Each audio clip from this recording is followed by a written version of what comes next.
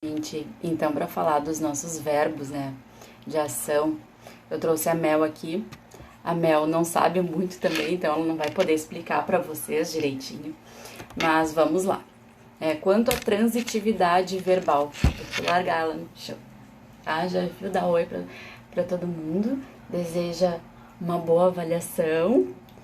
Tá? Ela disse que deseja uma boa avaliação para vocês, que vocês estudem bastante. Então, falando da nossa transitividade verbal. O verbo, quando ele é verbo de ação, ele pode ser verbo transitivo direto. Ele pode primeiro ser verbo transitivo ou intransitivo. Intransitivo é aquele verbo que não necessita de um complemento, que a gente chama de complemento verbal, para que ele faça sentido, para que a oração tenha sentido. O verbo transitivo é aquele que eu preciso, sim, de um complemento verbal, para que ele tenha sentido, para que a oração tenha sentido, senão eu não vou entender, tá? E aí, dentro dos verbos transitivos, nós temos a seguinte classificação que nós estudamos até agora.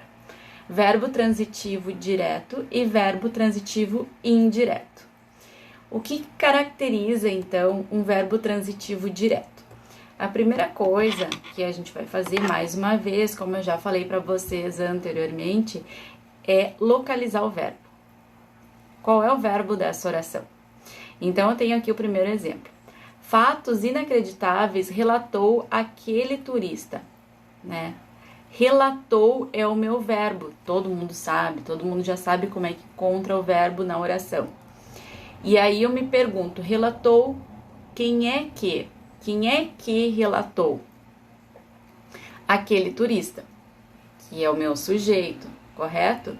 Então, se eu falo a seguinte oração, aquele turista relatou, qual é a pergunta que nós nos fazemos nessa situação?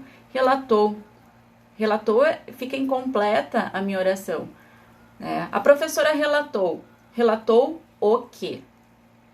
Eu faço a pergunta para o verbo porque há uma necessidade de complemento aqui, tá? Então, por isso que eu faço essa pergunta para o meu verbo, certo?